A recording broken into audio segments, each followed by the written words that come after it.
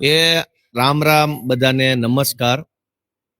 હું આ વિસાવદર તાલુકાના રાજપરા ગીર નામના ગામમાં બેઠો છું.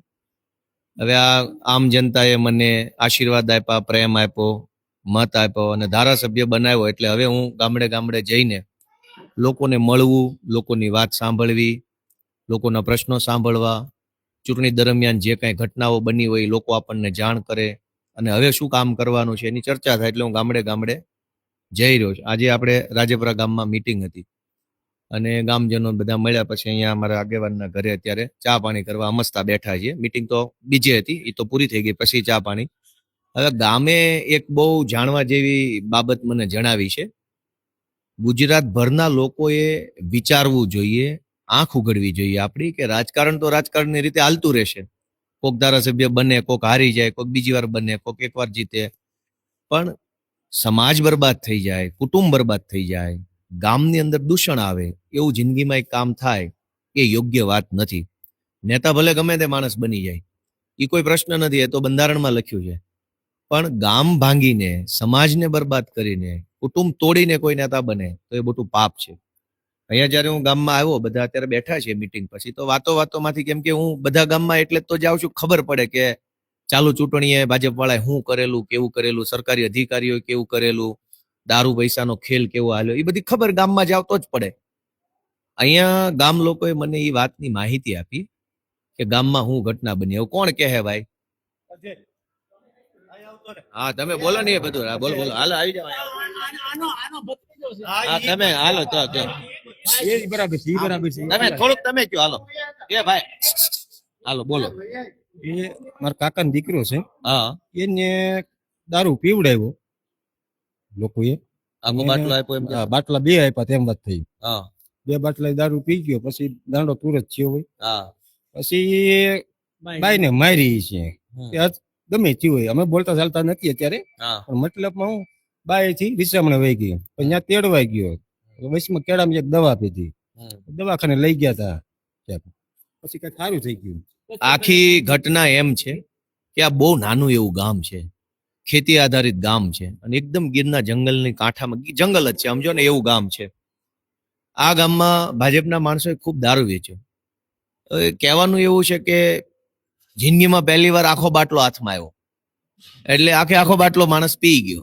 પી ગયો એટલે ગાંડો થઈ ગયો. ગાંડો થઈ ગયો એટલે બૈરા છોકરાએ મારામારી કરી. એટલે એની વાઈફ જે પત્ની, રીસામણેના પપ્પાને ત્યાં વહી ગઈ. આ બાજુ માણસ પહેલી વાર જિંદગીમાં આખો બાટલો હાથમાં આવ્યો, દારૂ પીને ગાંડો થયો, પત્ની પિયરમાં વહી ગઈ, એટલે એને લેવા ગયો. એટલે લઈને રસ્તામાં આવતો હતો, વળી માથાકૂટ થઈ, કેમ કે ફૂલ પી ગયેલો માણસ હતો.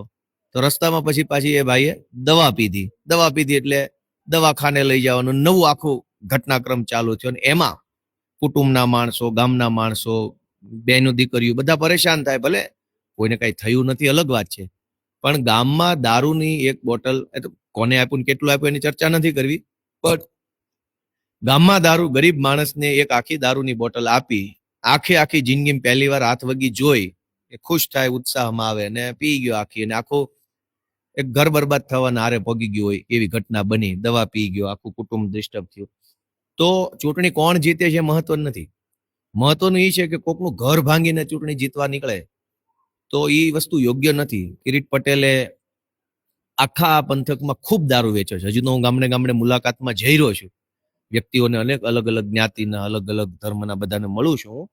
હજુ જેમ જેમ જાય છે એમ ખબર પડશે કે કેવા કેવા ખેલ થયા છે. હમણાં આની પહેલા હું એક ગામમાં ગયો તો ત્યાં મને ગામના આગેવાનોએ એવી જાણ કરી કે વિસાવદર પોલીસ સ્ટેશનના પોલીસ વાળા ગામડે ગામડે જઈ અને પૈસા બાંટતા હતા અને એવું કહેતા હતા કિરીટ પટેલ માટે તમે કામ કરો, પૈસા બોલો. અને એને મને નામય આપ્યા છે.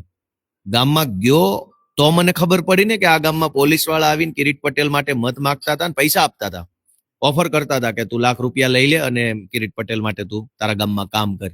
આ ધંધો પોલીસે કર્યો. પણ એ અત્યારે ધારાસભ્ય બની ગયા પછી હવે હું ગામમાં જાઉં છું તો વાતોથી લોકો જયારે કમ્ફર્ટેબલ ફીલ કરે મારી યારે, તો મને કહે છે આવી ઘટના બને. આખા ગુજરાતમાં ધંધો હાલે છે.